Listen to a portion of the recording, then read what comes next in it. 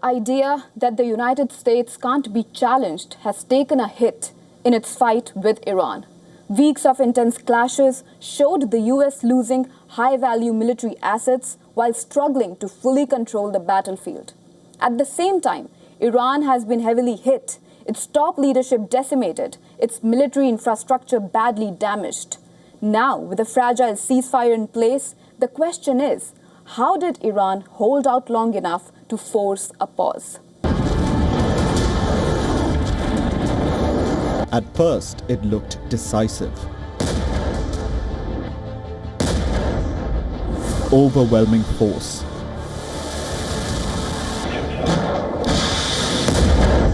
The US and Israel unleashing their firepower.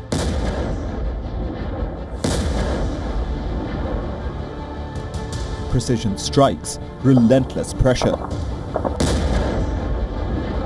A campaign designed to break capability and command. And in many ways, it did.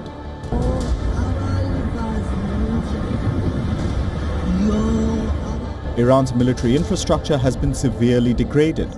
Key facilities struck, senior leadership eliminated, equipment losses mounting. The damage is real. The setbacks are undeniable. But wars are not measured by damage alone.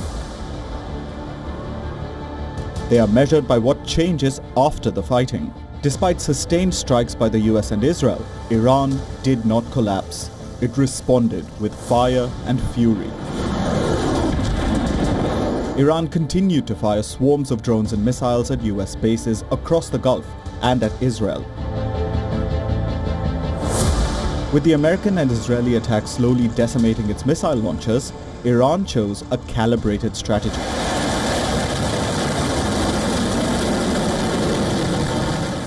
After firing massive salvos of ballistic missiles which were less accurate, it depleted the interceptor stocks of its adversaries.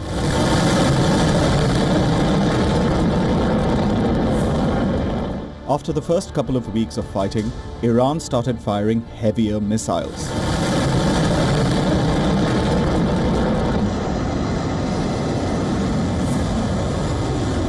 These multi-warhead missiles contained cluster munitions.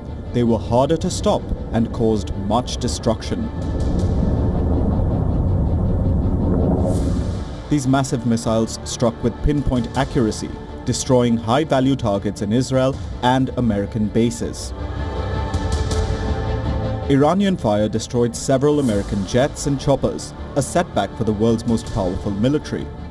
Iran also reportedly destroyed 10 multi-million-dollar radars on US bases, thereby crippling America's ability to detect incoming Iranian missiles. And then comes the broader impact.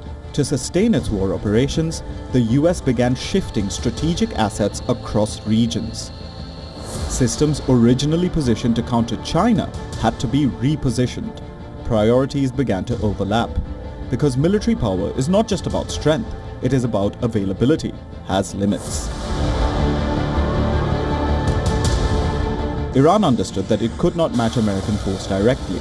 Its strategy was different. Absorb, survive, respond just enough to impose cost.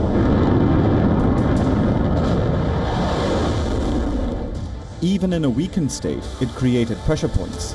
At the same time, the cost of war continued to rise. Financial strain, political scrutiny, questions over long-term sustainability. This is the paradox. Iran's military is battered, its leadership structure shaken, its capabilities reduced. But in forcing the world's most powerful military to stretch, adapt and spend, it has altered the strategic landscape. It did not win in conventional terms, but it changed the terms of power. A ceasefire that exists only on paper, a war that is spilling across borders. As the US-Iran ceasefire holds, Israel is intensifying deadly attacks on Lebanon. Over 1,700 people have been killed, with thousands injured. An entire nation has been pushed to the brink. Beirut is burning, even as world leaders argue over whether Lebanon was ever part of the Iran deal. Is this a diplomatic failure or a strategic expansion of the war? We break down what is happening.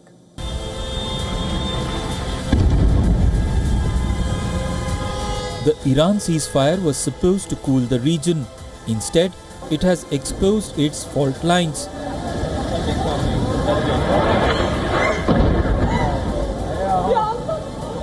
Just hours after a US-Iran truce was announced, Israel launched its most intense bombardment on Lebanon in weeks.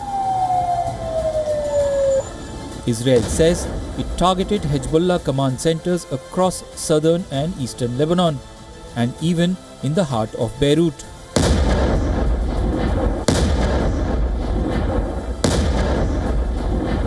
But the impact is far beyond military targets. In central Beirut, a residential building lies shattered.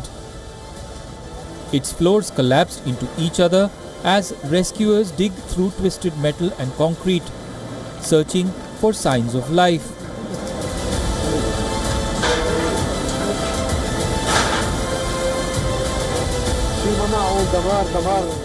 There's something unbelievable. Destruction, very massive destruction. I mean, even someone who isn't afraid would become afraid. I feel fear and anxiety. Where is this country headed? What are we going to do with our lives? Where are we staying? And where are we going? No one knows what's going to happen. I can't tell you how intense it was, how terrifying it was, how scary it was. The sound was very loud and very scary, honestly. The numbers are staggering. In a single day, more than 200 people killed, over 1,100 injured. Ambulances fought traffic to reach the wounded.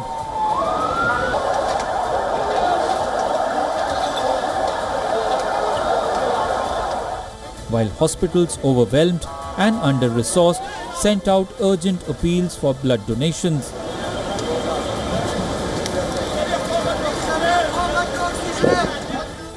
The anger is palpable. Lebanese leaders accuse Israel of violating ceasefire commitments and disregarding international law. Israel, however, is standing its ground. Its military says this is a separate war aimed at dismantling Hezbollah's infrastructure.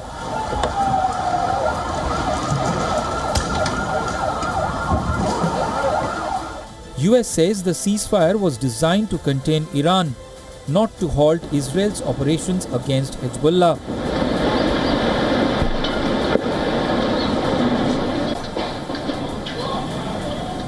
I think the Iranians thought that the ceasefire included Lebanon, and it just didn't. We never made that promise. We never indicated that was going to be the case. What we said is that the ceasefire would be focused on Iran, and the ceasefire would be focused on America's allies, both Israel and the Gulf Arab states. But this version is being contested. Iran and key mediator Pakistan insist Lebanon was very much part of the agreement. Even US allies like Britain and France have called for the truce to extend to Lebanon and have condemned the continued strikes. Australia and Spain have also condemned the attacks.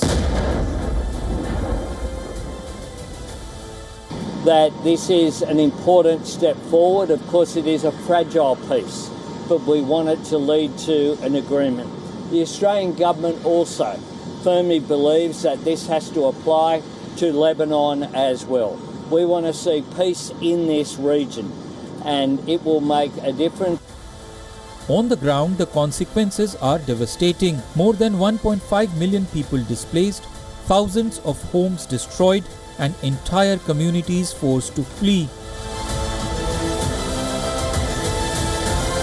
Meanwhile, Hezbollah continues to fire rockets and drones into Israel, keeping the northern front active and volatile. And this is the core of the crisis. Hezbollah published footage of its fighters targeting an Israeli military vessel off the Lebanese coast with a naval cruise missile. A war that was meant to be contained is now spilling over. 6 weeks ago, America went to war. The goal was to cut Iran down. But the opposite has happened. Tehran now controls the world's most critical waterway with greater authority than at any point in history. The world is cautious. The fuel prices are rising. The pain is increasing. Has Trump, who went with a mission to cripple Iran, has given it a massive bonanza in Hormuz? Iran is now collecting $2 million from every passing ship. That could be billions of dollars per year. Watch our report to find out more.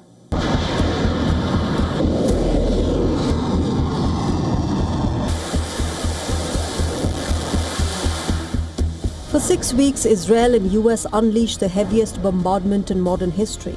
The aim was to break Iran. Now the fighting has stopped. But Iran, though bruised and battered, has something to cheer about.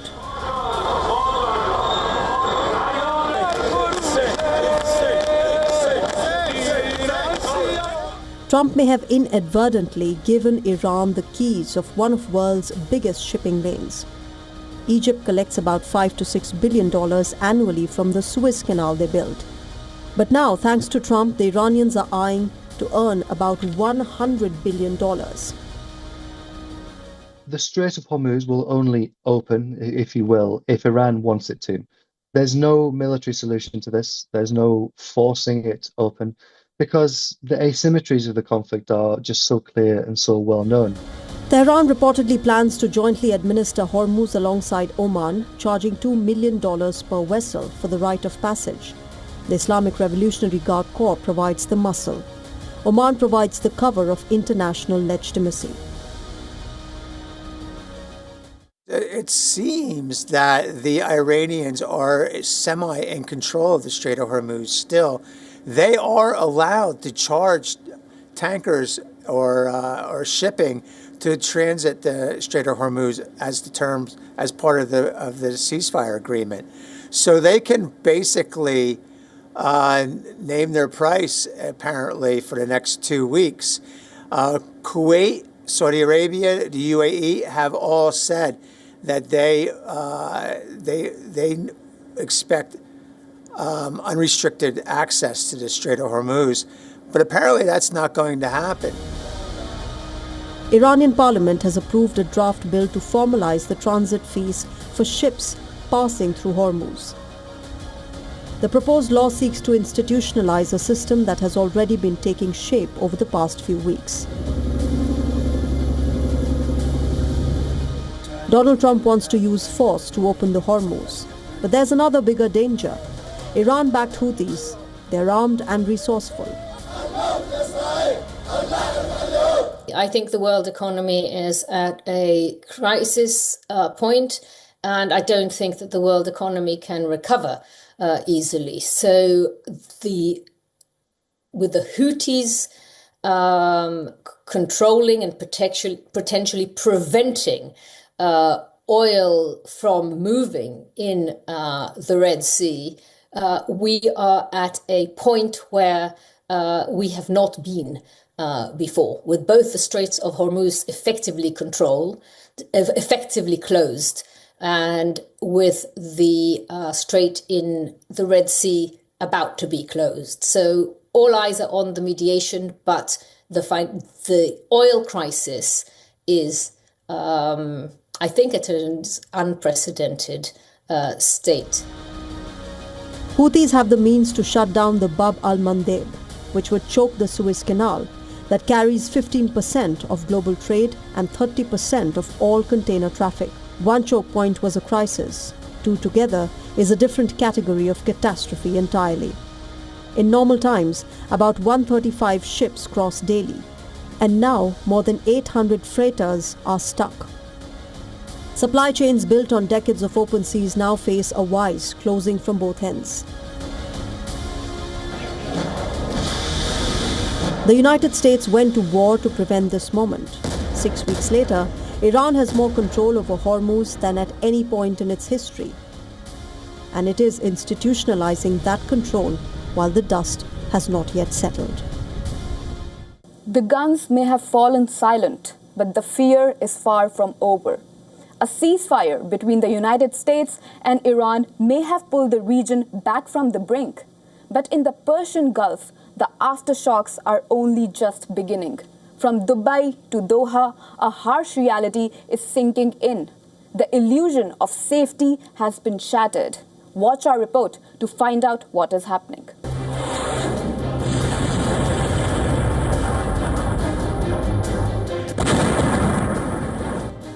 For years, Gulf nations believed their wealth, their alliances, and their strategic importance and the American security umbrella would shield them from the region's turmoil. But that illusion has now been shattered. Iranian missiles and drones did not just target adversaries, they struck at the very heart of the Gulf. Qatar, Bahrain, Kuwait, the UAE, Saudi Arabia all felt the heat of the war they did not start. Oil fields, airports, hotels, critical infrastructure, once thought untouchable, now exposed. Economies are bracing for impact, energy exports disrupted, investor confidence shaken, and families who fled in panic now wonder if it is safe to return.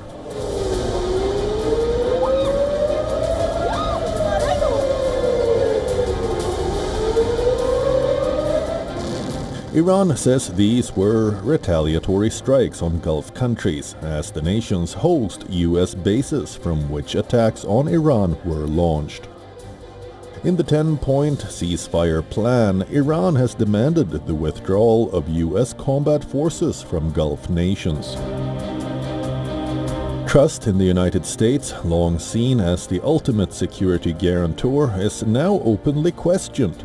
And then there is Iran, not defeated, not deterred, but bruised, angry, and potentially more dangerous. The Gulf countries will have to decide how to deal with Iran. Saudi Arabia and the Emirates had sought warmer ties with the Islamic Republic in recent years, trying to reduce the threat it posed them. The Strait of Hormuz, the world's energy lifeline, hangs in uncertainty. Reports of a de facto toll system by Iran hint at a future where Gulf economies could be held hostage. Now, the Gulf faces a fractured future, divided strategies, uncertain alliances, and a region forced to redefine its security without any clear guardian. The war may have paused, but the power struggle is far from over. In the hills of the West Bank, a different war is unfolding. Not with tanks, not with airstrikes, but with fire, fear, and silence. Villages are being torched in the dead of the night, olive groves destroyed in broad daylight, and gunmen walking away without consequence. As global attention fixates on Gaza and Iran, a slow, steady shift is taking place on the ground. Land is changing hands, and questions are growing louder. Is this spontaneous violence or a strategy unfolding in plain sight? Watch this report. This is not chaos, this is a pattern. It begins with a hill, a few tents appear overnight, then a prefabricated structure, then armed men guarding what didn't exist just days ago, and then the violence. In the village of Abu Falah, Israeli settlers returned under the cover of darkness. This time they came prepared. Rifles were distributed from a van, shots were fired. 2 Palestinians were killed, both shot in the head. A third man collapsed after tear gas filled the air. And yet there have been no arrests, no accountability. This is what locals call impunity. Just months earlier, the same land was attacked in broad daylight. Olive trees were cut down, fields were burned, but nothing has changed. Because this is bigger than one attack. Across the West Bank, outposts are multiplying. 12 in 2022, 18 in 2023, and 51 in 2024, and now nearly 90. The formula of the Israeli settlers is simple: build fast, legalize later. With every new outpost, the consequences are immediate and personal. Palestinian farmers are being pushed out, not by law, but by fear. Their olive groves, some decades old, are now too dangerous to reach, not because the land is gone, but because the risk of going back is too high. Armed settlers patrol the hilltops, outposts overlook the valleys. Any attempt to farm can turn into a confrontation. And for Palestinians, that comes with consequences. If they defend their land, they risk arrest by the Israeli army. In December 2025, 14 countries, including France, Britain and Germany, condemned Israel's approval of new Jewish settlements in the West Bank. The countries urged Israel to reverse this decision as well as the expansion of settlements, but Israeli settlers are continuing to grab more land, pushing out the Palestinians. Thank you for watching the West Asia Post. I am Rhythm Sharma. I will see you next week with a brand new lineup of stories. Till then, keep watching WION World is One for major global updates.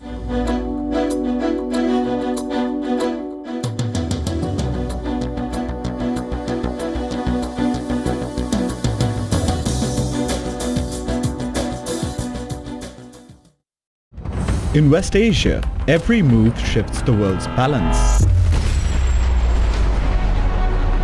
Wars, ceasefires, alliances, power never stands still. From Tehran to Tel Aviv, from Damascus to Doha, the West Asia Post cuts through the chaos to reveal the region that shapes the world. Because what happens in West Asia never stays in West Asia. This is the West Asia Post, the region's story, the world's impact. WION Health Resort is unique, the only one of its kind. Experience the 4 paths of natural wellness: yoga, Ayurveda, acupuncture, and naturopathy. Each uniquely customized program improves the whole person to make every person whole. Come to WION Health Resort. Make your reservation at WION.com.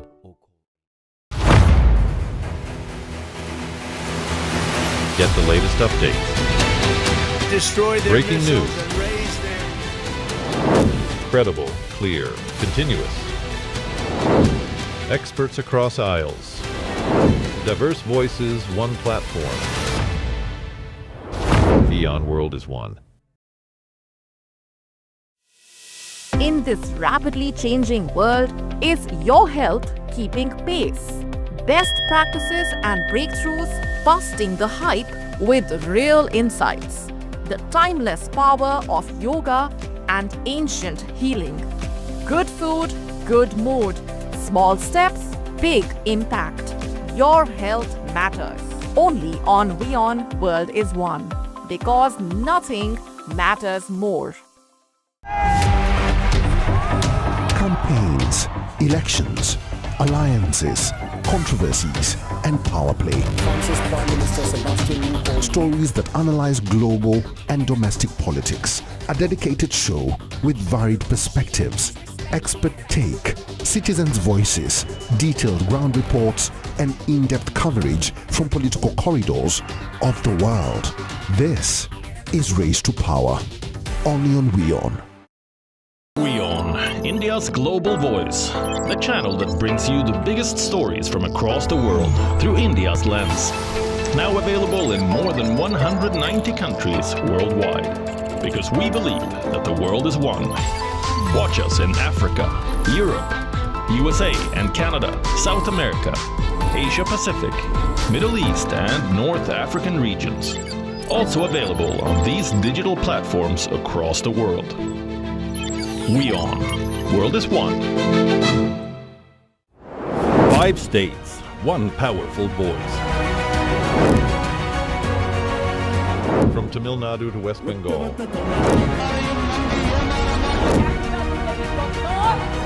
From Kerala to Assam. Every vote shapes the future. Get the election pulse, only on WION.